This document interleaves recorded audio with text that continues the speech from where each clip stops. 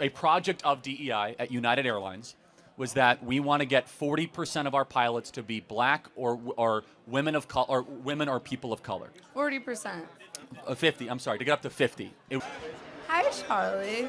Yeah, you're gonna have to lower that one for me. What's your name again? Thank you, NIEMA. How are you doing? NIEMA. It's been a while. It's been a minute. How have you been? Great. That's fantastic. We won. You did do that. I mean, you didn't, but Trump did. Yes. The collective we. Yeah. Yes, the collective we. So speaking of Trump, I do want to talk a little bit about his policy on DEI. As you know, in his first weeks in office, he signed the executive order declaring that DEI is both unlawful and a threat to national unity. And I just kind of want to ask you to elaborate on why DEI is unlawful.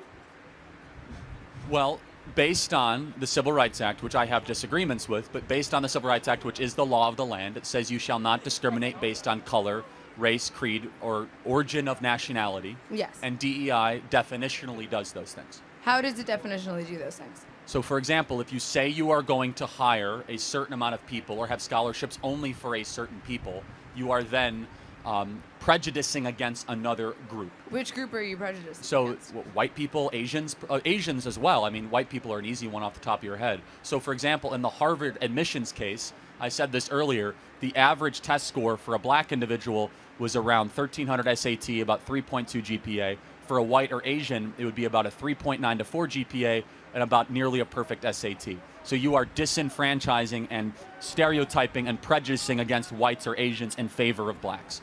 You're not prejudicing against whites or Asians, though, because DEI is not on a race basis. DEI stands for diversity, equity, and inclusion of all people. Affirmative action is what is intended to address racial inequality, but DEI isn't on the basis of race. Well, so DEI is a project of the affirmative action movement. So one comes before the other. He signed an executive order against both, for the record, so I wasn't sure which one you were talking about. I'm talking about DEI. So DEI, it depends what we mean in practice. So I can give you one example. There are black-only graduation ceremonies at certain schools, or black-only dormitories. But those are kind of student-led. I mean, on, I'm part of a black-only let's play this out. organization, and So, it's run by students. It's not fair through enough. the school. Let's play it out. So if there is a black-only, let's pretend, which it's not, that building is black-only. If I said that, if that building was I'm white, like the campus center? No, I said let's okay. pretend it's yes, not. hypothetically, yes. Hypothetically, if that building was white only, you would agree that's a violation of the Civil Rights Act. Yes, but there Hold are on, no buildings on campus that are black only and white only. Well, and by the way, but there are on other campuses. No, though. but in those dormitories that are like culturally specific, you don't have to be that culture to live there. They're not going to not allow you to be black to live in a black dormitory. You would no, be Ujima surprised. at Stanford. White people do live at Ujima. That's not. I don't know about that specific example, but if it says black-only dormitory. But it doesn't say black only. But okay, how about this? How about if we had? Well, it does. It doesn't. Where does it say that? Just to be clear, well, in the title. But let's no, pretend but it says where? black. Like what school? Where does it say black only building? Eastern Washington University, Portland State University, just off the top of my head, San Jose State University. They say black only dormitory. And if a white person were to apply to live there, it's a black affinity cultural not. space of which only black individuals are accepted and governed for black individuals. But can we have white affinity cultural spaces? You can have a white affinity cultural space. The activity is. The issue is that I you're think saying that's black against the Civil Rights only. Act. It's not black only. It's a black affinity cultural space. But anyone is invited if they would like to participate.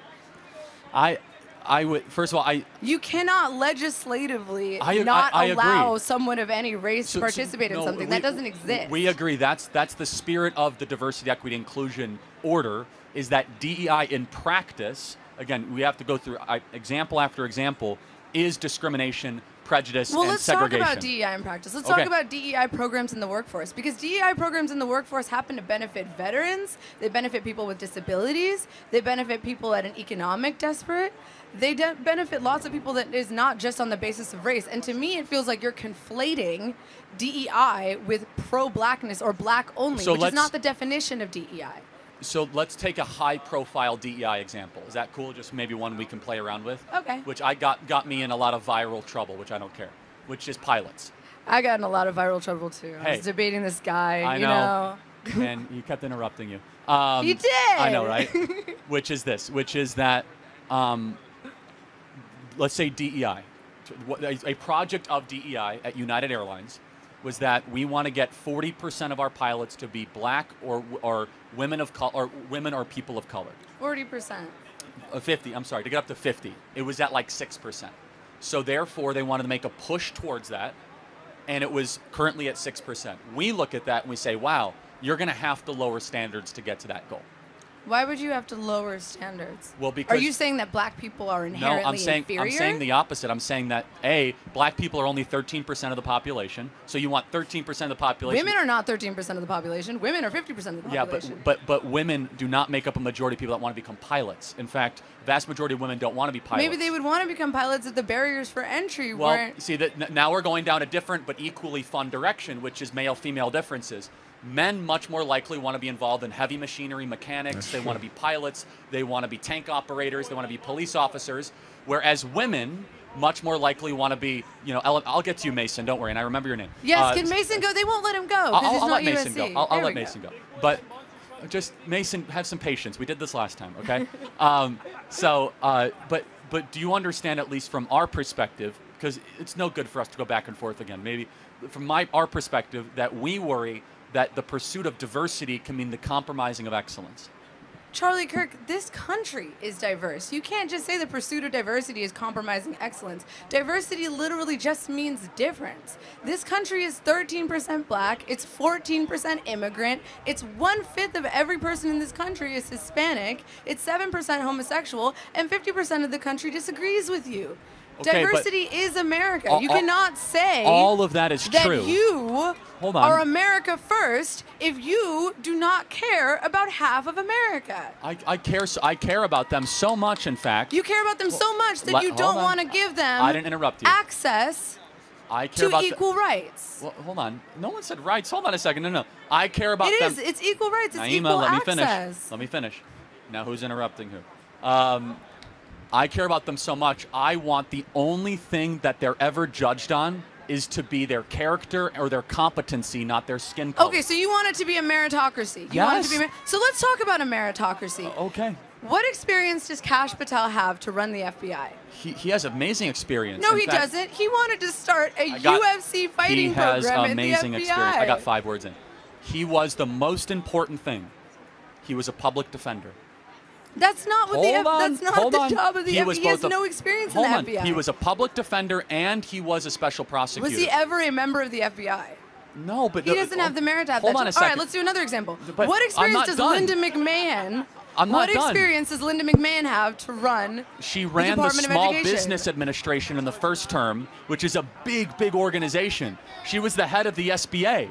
When she was the CEO of WWE, I'm not even talking about that. She ran the SBA. One of her employees was engaging in pedophilic behavior with their ring boys under her watch. I'm not going to defend that. And now she is somehow qualified to be responsible for all of America's children? Hold on a second. She was previously a cabinet secretary and then became a different cabinet secretary. That's like a one-to-one. Yeah, and then before that, she was enabling a pedophile. So what you're first of all, I don't know about that instance. If that's true, that's wrong. That's very much true. How do you not know about that, Charlie? I don't know about every... It's very much... Okay.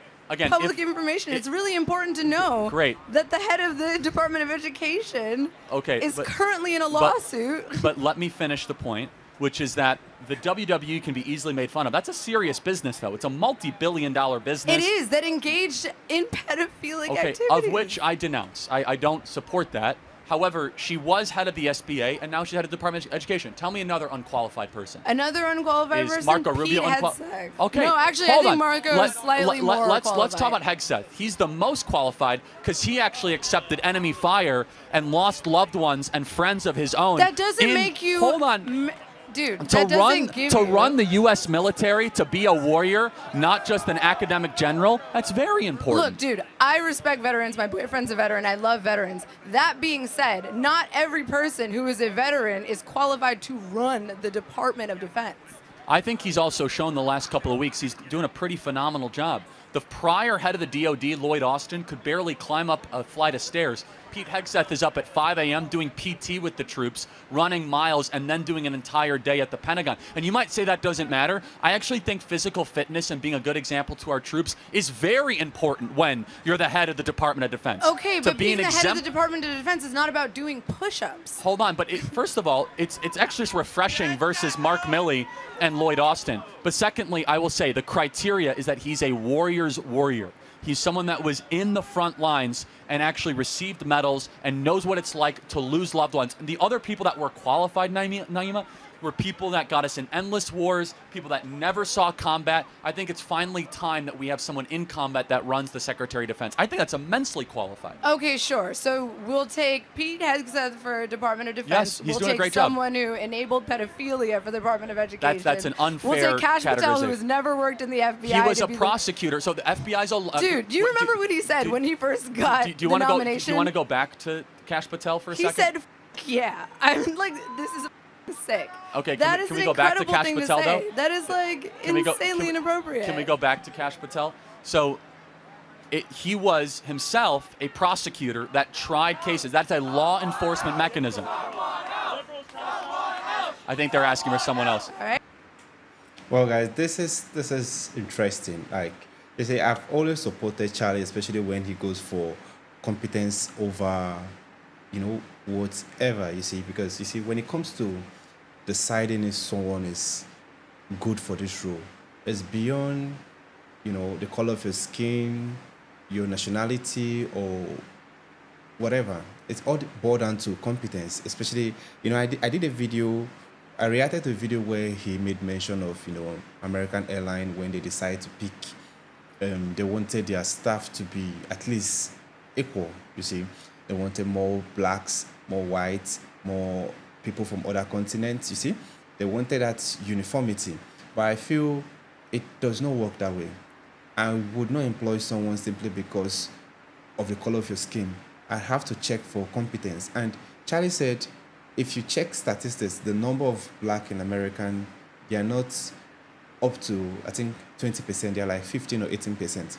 So you can't say because you want a high number of black in your organization, then you have to let's say 50% of or the remaining 80% of your population.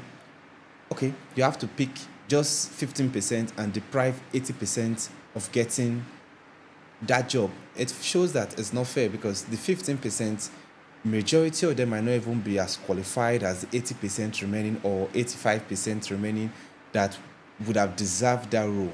So it's better to go for competence, okay? It should be an open competition. If you are qualified, you get a job. If you are qualified, you get a role. And I think the lady made mention of several people that she feels like they would have, they're not qualified enough. And I think Charlie made mention of a certain guy that has lost some, I think, family or people due to war or something.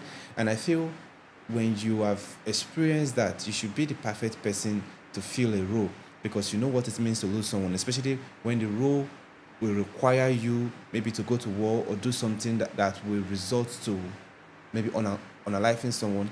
You know how it feels like because you've lost maybe your relative or your close family member or something like that. But I feel he's the perfect person for that role, especially he's a veteran. So he has been to war. He knows what it feels like. So apart from that, everything boils down to competence. So if Donald Trump is pushing for competence over your skin color, I will side with him because that is what I feel it's the reason why I will side with Donald Trump is, and okay, another reason why I will side with Donald Trump is, you see, in my continent or my country, sometimes people get job based on favoritism. If you know someone in power, you can easily get a job, which is not supposed to be so. So it's supposed to be competence. Are you good for this job? What do you have to offer? Not just, I know the CEO or I know the managing director, because of that I have to get a job. No, it does not have to work that way. So it's high time we look for competence over skin color. So guys, that's the end of the video. If you enjoyed this video, click on the like button. If you want to see more videos like this, click on the subscribe button. Thanks for watching and remember this.